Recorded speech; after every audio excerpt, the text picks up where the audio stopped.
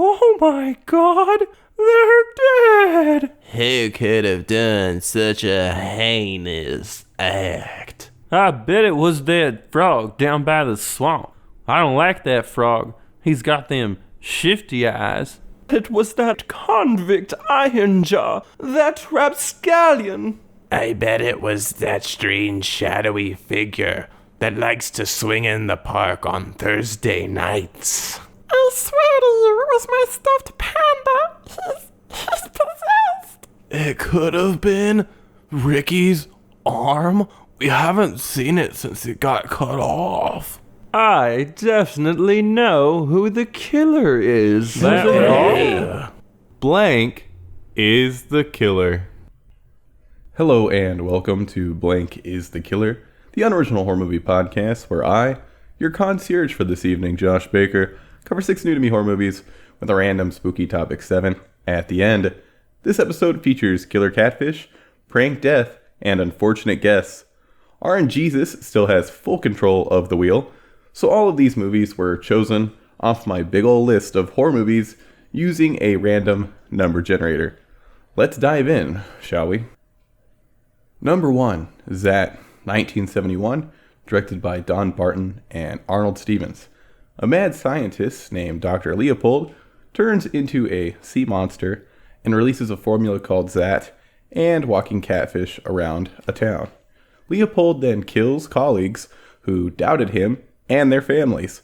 He then kidnaps a woman and tries to make her into a fish lady, but she dies.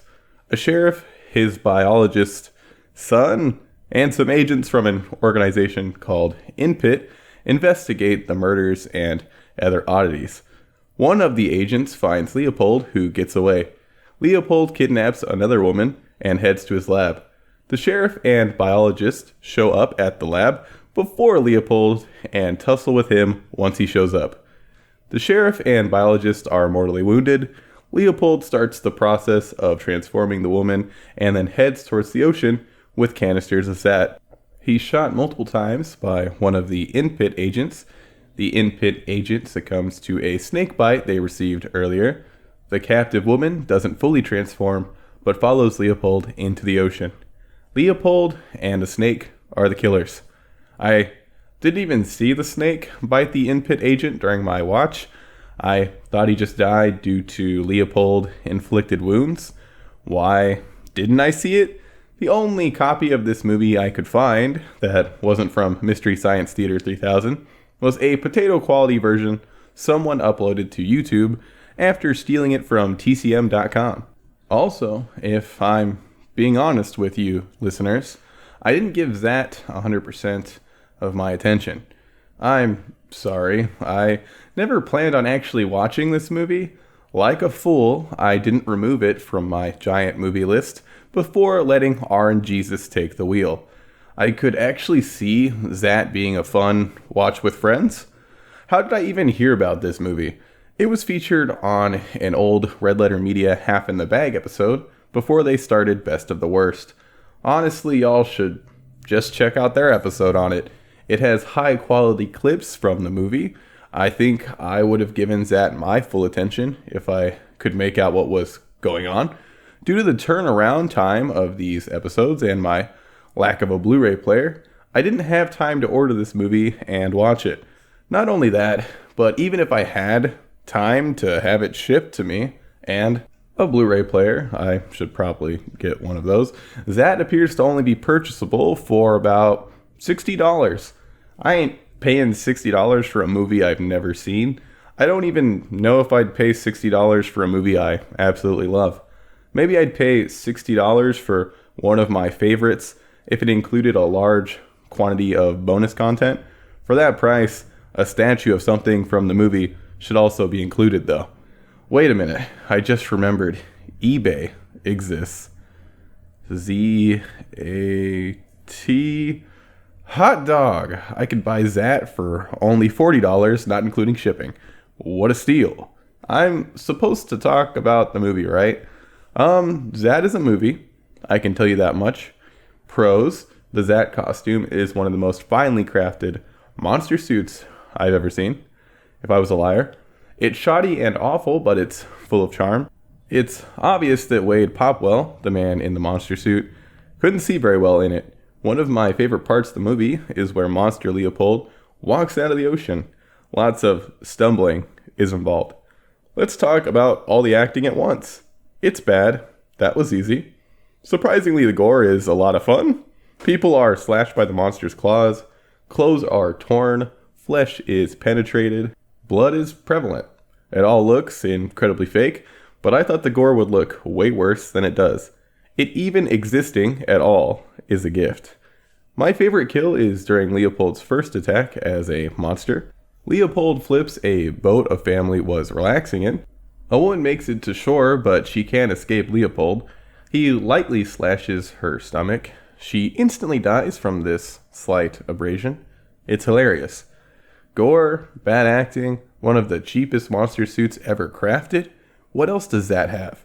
A very long hippie song that's played in its entirety for no reason? Yep. What about stock footage of underwater creatures? You betcha. Long drawn out shots of the monster walking? Hell yeah. Does Dr. Leopold have an emo haircut while in human form? Kinda. I'd say it's more scene than emo though. He was born in the wrong generation. The last and most important thing that is included in Zaat are amazingly, horrifically choreographed fight scenes. I recall at least 3 craptastic fight scenes, well, 4 if you count the scene where Monster Leopold interrupts a makeout sesh, but Kissy Dude doesn't really fight, he just kinda dies. The second kidnapped girl does throw a bunch of stuff at the monster before being hoisted over his shoulder though. 4 incredible fight scenes. Now on to the big question, do I recommend Zaat? I have no idea.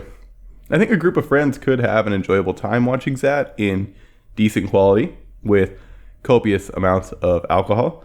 Unfortunately for me, I couldn't get anyone to watch Zaat with me, was sober, and could barely make out what was happening half the time.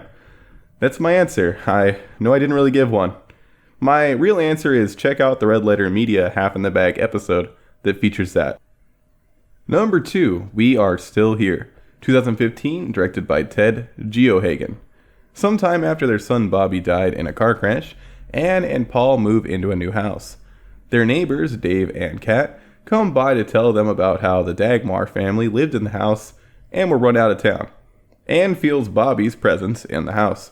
She invites over her psychic friend May, her husband Jacob, and their son Harry. May and Jacob show up first, so they go out to eat with Anne and Paul. Harry and his girlfriend show up to the house while they're out. Harry is killed by a ghost in the basement. The girlfriend is killed by a ghost after trying to drive away. Everyone thinks the kids didn't make it. May tells Anne the presence isn't Bobby. Dave kills a random girl in a bar, then rallies the town together to go kill everyone in the Dagmar house, since a darkness has to be fed. Jacob gets possessed by Mr. Dagmar and tells everyone the town murdered them and May and Jacob's kids are dead. Mr. Dagmar then kills Jacob. Dave shows up and shoots May dead. The townsfolk and ghosts battle. Anne kills a townie in self-defense. Mr. Dagmar kills Dave. The Dagmar ghosts disappear. Anne goes to the basement. Paul goes to the top of the stairs and sees Bobby in the basement. The townspeople, especially Dave, and the Dagmar ghosts are the killers. I don't really understand why the Dagmars killed Jacob, Harry, and the girlfriend. All the other Dagmar kills can be justified as revenge. It took me days to start watching this movie. I was not in the mood for a slow ghost in a house movie. Luckily, We Are Still Here only ended up being that kind of movie for the first 30 minutes. Then it turns into a hilarious ghost splat stick movie. I did not expect the level of gore that is in We Are Still Here. Ghost limbs went through people, eyes were gouged, heads exploded from a gunshot and ghost hands, a neck spurted blood after being stabbed with 4 knives, and a torso split open randomly because psychic ghost powers or something. There's a lot of blood in this movie. All of the blood and gore is practical. The ghosts have some CGI added to their crispy burn makeup to make them look like they are still burning. I didn't love We're Still Here, but I heavily enjoyed the kill variation and practical effects. I still don't understand why the Dagmars killed innocent people, but the writing isn't one of the strongest elements. The writer-director also did another movie that was covered a long time ago on this podcast called Mohawk. Do not watch that movie. Back to We Are Still Here. All of the acting is flat and bad. That includes Barbara Crampton. Wait, don't grab your pitchforks yet. I'm not blaming her or the other main actors for the quality of their acting. I'm blaming the terrible script. The dialogue is cliched and forced. The only character that felt genuine was Jacob, who was played by Larry Fessenden, aka knockoff Tim Robbins. One of my favorite parts in the movie is when Paul is lying in bed next to Anne. He wakes up and hears a noise. In the doorway to their bedroom, he sees the spooky, crispy ghosts. He then goes to wake up Anne, turns her over, and lo and behold, she's turned into a cheap, life-size Halloween store zombie decoration. That made me laugh out loud. I had to go back and watch it again. Great gag. It's not supposed to be funny, but it really landed for me. I guess the best word to describe this movie is cheap. It has this cheap feel to it. Sure, I talked about how fun the practical effects in it are, but they still come off as cheap. The acting, due to the horrible dialogue, feels cheap. The other acting that was just rando no-names that actually were just bad at acting also made the movie feel cheap. The stock sounds, cheap. Shaky shots, cheap. You get my point. Cheap isn't necessarily bad. Even though We Are Still Here feels cheap, I could see its heart. I'm assuming it was a vessel for some insane practical effects work. The script was probably an afterthought. I didn't love or hate We Are Still Here, but a resounding meh from me is obviously not enough to warrant a full recommendation. If you are a Barbara Crampton superfan and want to see her perform an awful script, have at it. At least the ghost attacks and gore were a delight. Number 3, Satan's Little Helper, 2004, directed by Jeff Lieberman. Dougie, a kid who's obsessed with a video game about being Satan's little helper, wants to find Satan. His sister comes home with a new boyfriend. Dougie meets a masked guy that appears to be Satan. The two hang out, and Satan kills a bunch of people. Dougie realizes Satan has actually been killing people after Satan kills Dougie's dad. Dougie's sister and mom accidentally kill the boyfriend who Satan left dressed in one of his costumes. The family believes they are saved when a policeman shows up, but the policeman is Satan in a new costume. Satan, Dougie's sister, and his mom are the killers. Jay Bauman from Red Letter Media tweeted out some Halloween horror movie recommendations. I trust his taste in horror, so I put all those recs on my big ol' list. Originally, I planned on doing a whole Jay Bauman Halloween recommendation episode. I might still do that in the future, but Satan's Little Helper is here on RNG episode 2.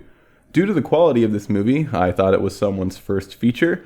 Turns out, I was completely wrong. This is the 8th feature-length movie from Jeff Lieberman. I haven't seen any of his other movies. He released Satan's Little Helper after a 10-year hiatus. I'm seeing some parallels with Frank Henenlotter. Made some movies, took a break, and then came back with a low-budget feature. Satan's Little Helper is full of charm, bad acting, fun fake-looking practical effects, and mostly landing humor.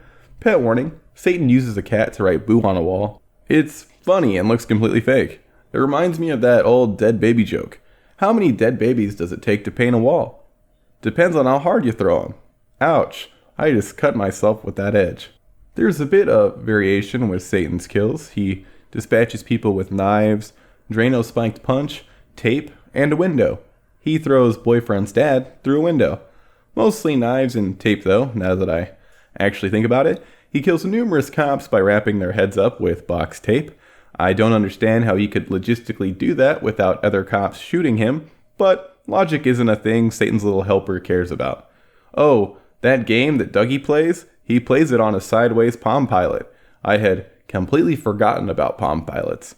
All of the acting is hammy and bad, but that helps elevate the comedic beats. Even with the hammy acting, Satan's Little Helper isn't the funniest movie. It's more put a grin on your face every once in a while than laugh out loud funny. It does scream Halloween, so I completely understand why Jay recommended it. The best character in the entire movie is Satan. He doesn't talk at all. There's a lot of emphatic gesturing.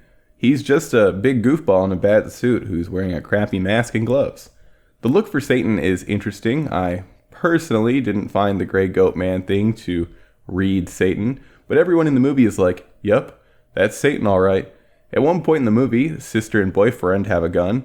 They believe Satan took the mom to a Halloween party. Instead of quickly going to the party to shoot Satan and save the day, they go put on costumes so that they can get close enough to Satan, who knows what they look like, for the gun to be effective. It's a gun. What are you trying to do, boyfriend character? Stab Satan with a gun? The costumes don't even work since sister doesn't cover her shoes. Satan has amazing perception and scopes out the kicks from across a crowded dance floor. That might be because he has a foot fetish. At one point, Satan does take a picture of the mom's knees. Maybe it was supposed to be her feet, but it totally looked like he snapped a sweet, sweet knee pic. That was probably the weirdest thing in the movie. Well, if I'm not counting all the sexual tension between the family members, the daughter and mom seem seconds away from getting it on multiple times in the movie. Also, Dougie wants to marry his sister. Maybe this weird incest family deserves Satan in their lives. Satan's Little Helper is a fun with friends Halloween watch. Should drinks be paired with the viewing? Definitely. I'll leave you with the only piece of IMDb trivia for this movie. Here it is, verbatim. Director Jeff Lieberman get the idea of Satan Little Helper based on experience he had one birthday. He knew every people present this day, but someone disguised came out and it thrill out his bones because he didn't knew who was that guy. Number 4, Sorority Row, 2009, directed by Stewart Hendler. A group of sorority sisters, Jessica, Cassidy, Ellie, Chugs, Claire, and Megan, play a prank on Megan's cheating boyfriend where they make him think he killed her. He then actually kills her. Everyone but Cassidy agrees not to call the cops. Time passes and people who know the truth about Megan's disappearance start dying. The girls think Megan is back from the dead. Turns out Cassidy's boyfriend Andy is offing everyone since they can't keep Megan's death a secret. Cassidy is obviously not cool with the murder. She saves Ellie and goes to save Megan's sister who also showed up. Everyone else is dead. Ellie escapes. Andy's about to kill Cassidy when Ellie pops back up and shoots him. Andy then falls down into a burning basement. Sometime later, it's teased that Andy survived. Garrett and Andy are the killers. Why am I not blaming the sorority sisters for Megan's death? They didn't keep an eye on Garrett, which led to her demise. They told him they needed to pierce her lungs so her body wouldn't float, which he totally does with a tire iron. I'm not putting them on the list because Garrett at no point checks for a pulse or breathing. If he would have just checked to see if Megan was alive himself, none of this would have happened. I thought I'd know all the twists and turns in this movie since I covered the OG, The House on Sorority Row, on this podcast in the past. Both movies have a prank lead to an actual death, but in the original, it's the house mother that's killed. Then her son shows up. The motive of the killer in the original makes a lot more sense. You killed my mom, prepare to die. In the reimagining, Andy is the killer because Ellie told him that his girlfriend and their pals killed one of their sorority sisters on accident. Andy kills because he knows Cassidy's partners in crime can't keep their mouths shut. Andy, don't you think killing more people will just cause more problems? You know the age-old phrase, mo bodies, mo problems. I would have preferred it if the killer was revealed to be a random goblin that lived in the well Megan's body was dumped into. Not only does Andy's motive suck, his acting is also awful. He doesn't exude the necessary killer presence. Even though soft boy, bad actor Andy is one of the worst revealed killers in horror history, I actually dug everything leading up to the reveal. A lot of what happens in Sorority Row takes place during a big party. Music is always blaring during this party, which is cool for a couple reasons. It drowns out people that are being killed, which makes it more believable that no one hears anything. Quick side note, Chugs shows up to the therapist's place and goes to the bathroom in the bedroom. The bathroom connected to the bedroom. You get it. The therapist is then murdered in the bedroom, and Chugs doesn't hear any of this. That was a little silly. Back to the party music. Another cool thing about the music, always playing, is that the passing of time is presented by jumping to different songs. When a scene would end with one song playing, and another scene would start with a different song playing in the background, I knew a bit of time had passed. I found that really cool. I know music being used to show the progression of time isn't something that's only found in Sorority Row, but I really liked how it was used in this movie. Other things I enjoyed in Sorority Row are the kills. Garrett impaling Megan with a tire iron, Andy forcing a bottle Chugs was chugging down her throat, a modified tire iron being used as an oversized shuriken that's planted in the therapist's face. There are a lot of interesting practical kills. There are also a lot of stabbed with the modified super pointy Inspector Gadget looking tire iron kills, which aren't as exciting, but they still look solid. After seeing the new and improved tire iron weapon, I knew the killer had to be someone that took shop class. Some of the kills are also shot creatively. A hot tub was turned into a big bubble bath, so part of the backyard is obscured by bubbles.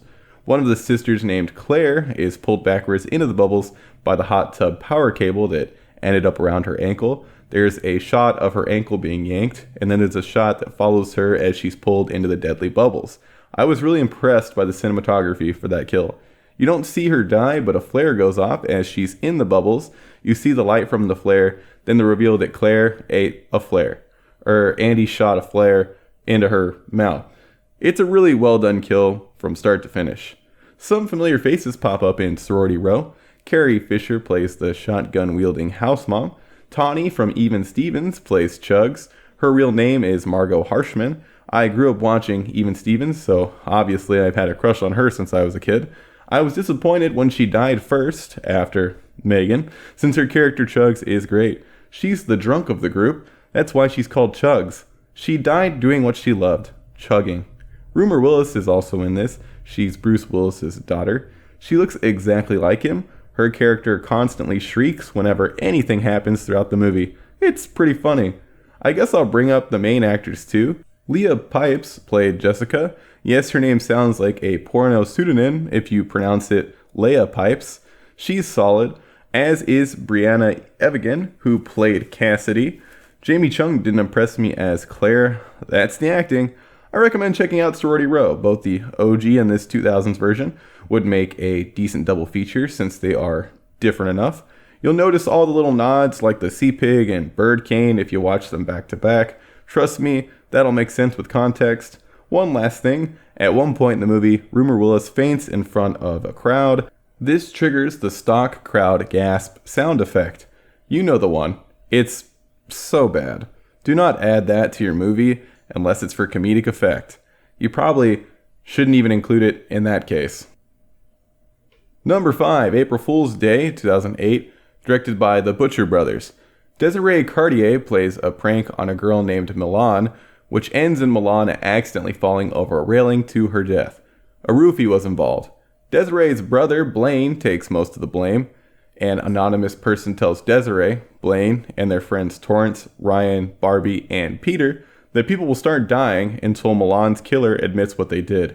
Desiree sees Barbie, Peter, and Ryan die. She ends up tied to a chair next to Blaine. Torrance reveals that she's behind everything and shoots Blaine. Desiree confesses that she roofied Milan. It's then revealed that everyone, besides Milan, is still alive. The gun was filled with blanks. Torrance then shoots Desiree in the head, not realizing an actual bullet was in the gun. Blaine loaded it. Desiree and Torrance are the killers. Why is Torrance a killer? Blaine set her up. Well, you see, folks, you should never goof off with a gun, even if it's loaded with blanks. Blanks can and have killed people. An actor named John Eric Hexum died from shooting himself in the temple with a blank. Even if Torrance fired a blank, there was a high chance that Desiree still would have died. April Fool's Day is a remake of a movie with the same name from the 80s. I had the remake on my list of movies like this. April Fool's Day 2008 video. Probably watch the OG first. Both movies were on the list, and RNGesus decided that I would watch the direct-to-video remake first. From here on out, I'll only be referring to the 2008 version. April Fool's Day is surprisingly enjoyable. I was definitely worried when I saw that it went straight to DVD. All of the acting is absolutely horrendous, like daytime soap opera bad. Everyone is hammy. Due to this, April Fool's Day has one of my favorite characters of all time. That character is Peter. Who is Peter? He's just a rich Republican man running for Senate. Everything about Peter is hilarious. He's probably the worst actor in the entire movie. I actually think everyone was acting bad on purpose for comedic effect, which worked most of the time. Let me describe to you my favorite Peter scene. At the party where Milan dies, Peter is incredibly drunk. Well, he's supposed to be drunk, but Samuel Child, who played Peter, is not taking the movie seriously at all. Peter grabs a bottle of liquor, smashes it on the ground, yells, "I'm a badass," followed up with a "Nyah!" And then he threatens Ryan, who's been filming everything, that if the captured majestic drunkenness ends up on the internet, he will be raped by a wizard.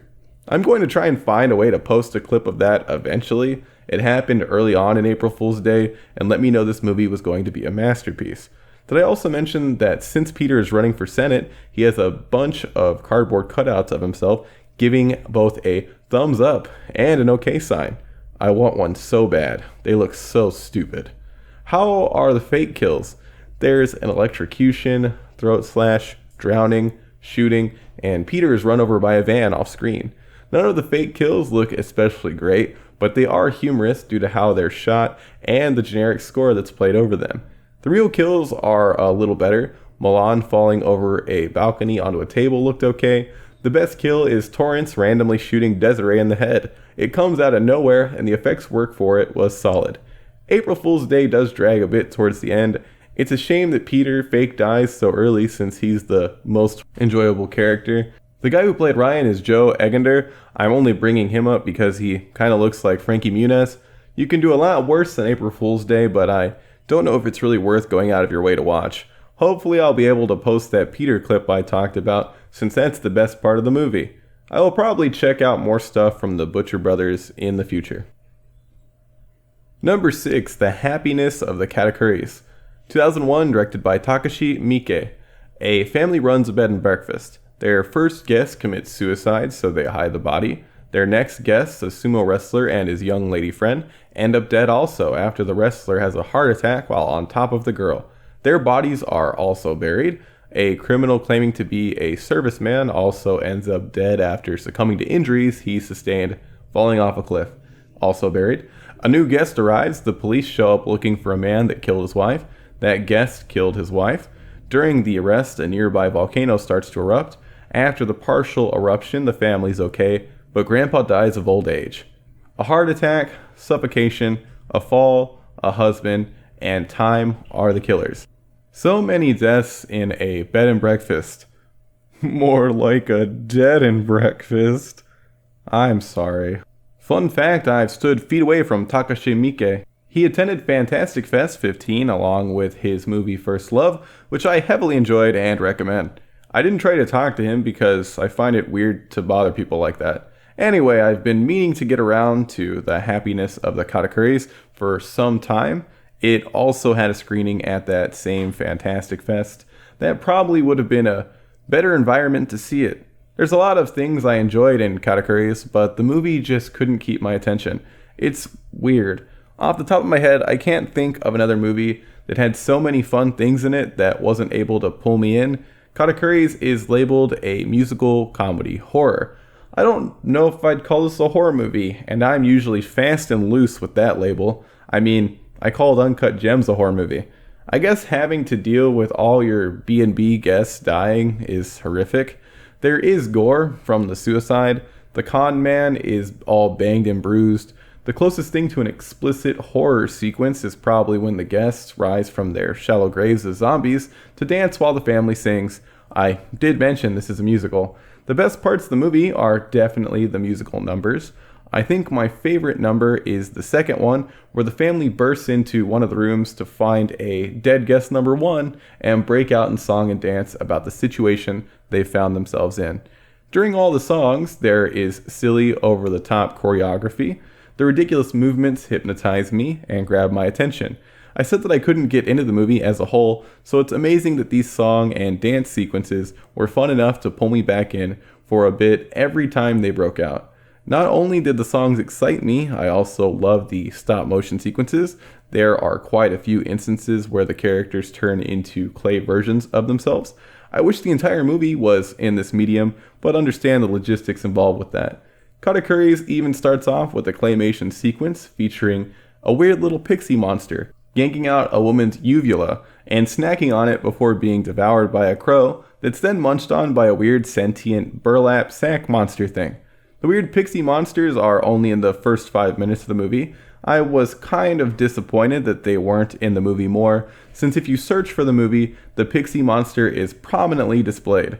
Besides the amazing claymation, I also adored the zombie makeup. The zombies were blue, banged up, and bloated. They looked unique, and the makeup effects for them were fantastic. There is a lot of strong humor throughout the movie. All of the performances are great. I especially liked Kenji Sawada as the dad. He brought a perfect comedic performance. The Happiness of the Katakuris is a unique and original film. I really want to give it a strong recommendation, but it just didn't enthrall me. I still want to recommend it in some way though. Put this on in the background during a house party. It's an amazing background movie. Number 7, Sabrina 3, The Spoilering. I completed my first and only watch through of the 3rd season of The Chilling Adventures of Sabrina. It's still a really dumb show. If you listen to the last episode, you know that Sabrina is still one of the most selfish jerk-face characters of all time. So what happens in Season 3? Well, since we ended last season, dethroning Satan, the witch's power is fading. Everyone's like, we need a new source of magic since we ain't getting none from Lucy. Multiple different sources of magic are tapped. The first thing they try is angel's blood. Chug the holy blood, boost your spells. Problem is, Dorian Gray ends up draining the blood. Sabrina is supposed to watch him do this, but since Sabrina is enamored with a boy she's known for all of 3 months, she can't wait until the blood is all safely in a jar before running off when she hears something that might be her boyfriend. Dorian chugs most of the blood, so angel blood doesn't work. The witches then decide to try moon power, but pagans show up.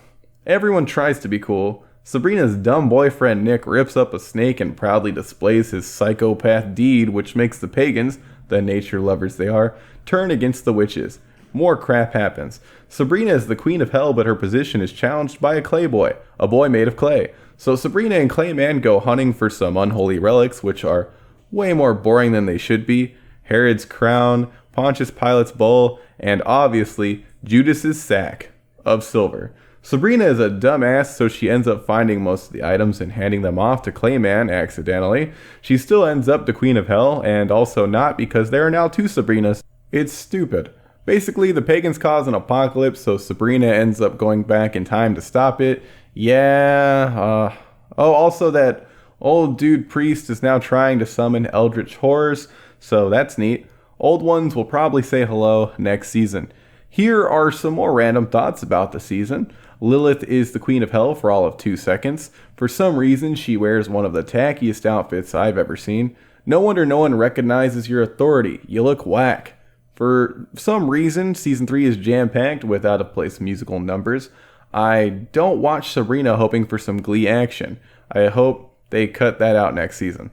The show also keeps heavily pushing the Sabrina Harvey ship, which I couldn't care less about. I still had fun watching this show because sometimes all I'm looking for is brain-dead garbage television. There are some cool effects, like when Hilda turns into a giant spider. Check this out if you've been keeping up with the series. I don't know if I can actually recommend starting it, though, unless you just want to turn off your brain and watch something. It's far from the best show available.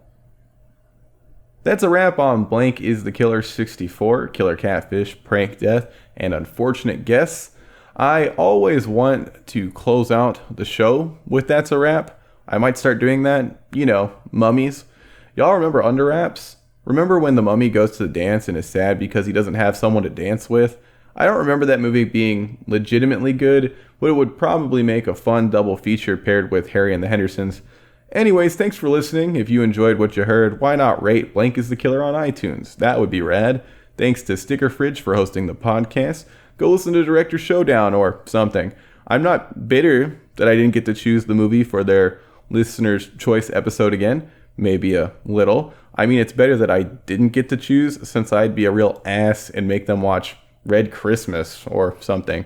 Actually, it probably would have been funnier to choose one of those old, practically softcore pornos from Jesus Franco. Episode 65 will be out on February 23rd. I've decided I'll continue choosing movies randomly off my big ol' list while still covering things that just came out, like Hulu Into the Dark movies and movies in theaters. Till next time, protect your uvulas, and I don't think you need them to survive, but that doesn't mean you should let a pixie creature pull them out and eat them.